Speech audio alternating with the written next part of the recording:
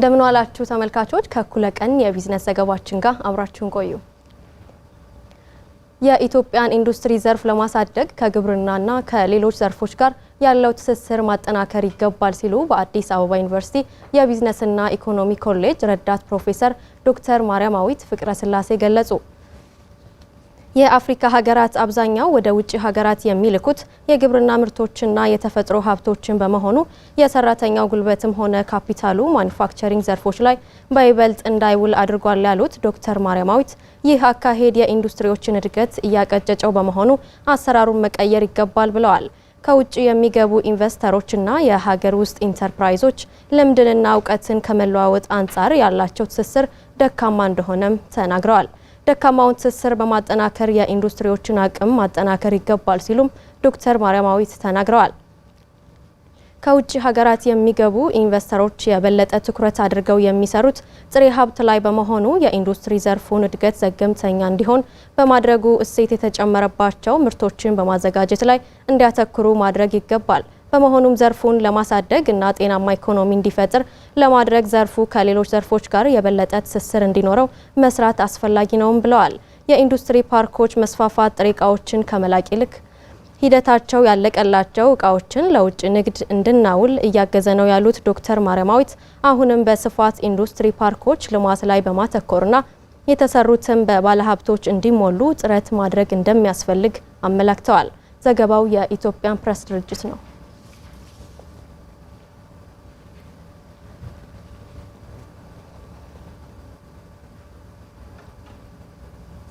የቢራ ገብስ በማምረት ለጎንደር ብቅል ፋብሪካ በማቅረብ ገቢ እንዲያገኙ መሆናቸውን የላይጋይንት ወረዳ አርሶ አደሮች ተናገሩ። የቢራ ገብስን በጥራት ለማምረት ከእርሻ ዝግጅት ጀምሮ የተለያዩ ጥረቶች እየተደረጉ መሆኑን የደቡብ ጎንደር ዞን ግብርና መምሪያ አስታውቋል። ሀረገወይን ታደሰ ተጨማሪ አላት።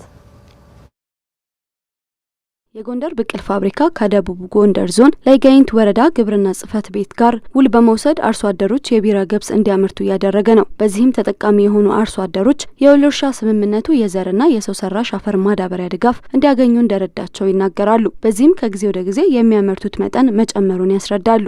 የስራ እንቅስቃሴያችን እንግዲህ ወደ 8 ዓመት እየሆነን ነው።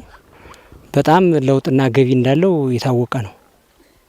አባቴም ያው ዛሬም ቢደክሙ እኛን እያስተባበሩ ያው ቢራ ገብስ እንዲዘራ ያው መሬቱን ማሳውም እየተዘጋጀ ነው ያለ እና ገቢነቱ በጣም ቆንጆ ነው።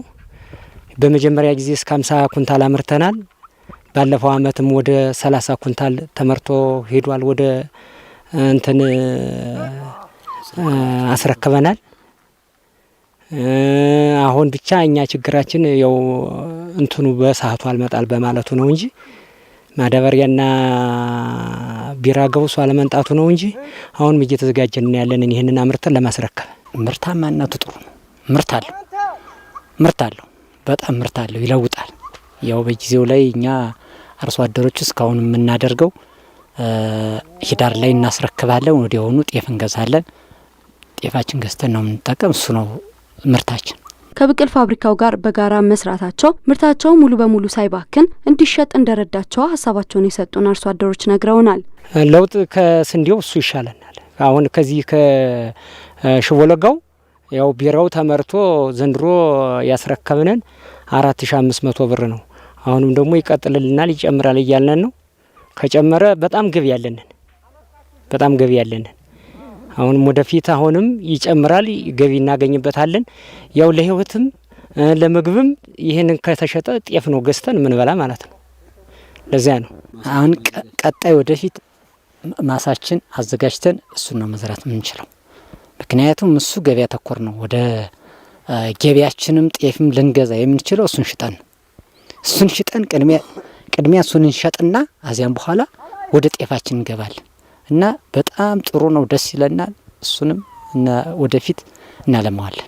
በላይጋይንት ወረዳ ባለፈው አመት 6000 ኩንታል ቢራ ገብስ ለጎንደር ብቅል ፋብሪካ መግባቱን የላይጋይንት ወረዳ ግብርና ጽሕፈት ቤት ኃላፊ አቶ ዳዊት ልብሰ ወርቅ ተናግረዋል። በዚህም ከ500 በላይ አርሶ አደሮች ተጠቃሚ ሆነዋል ብለዋል። በ2015 ለ2016 የምርት ዘመን የቢራ ገብስን በኩታ ገጠም ለማምረት ዝግጅት ስለመደረጉም ተናግረዋል። ከባለፉት አመታቶች በዘንድሮ አመት ክላስተሮችን የመለየት ምርጥ ዞር ሆልከር የሚባል ዝርያም አሁን እንዲቀርብ አድርገናል።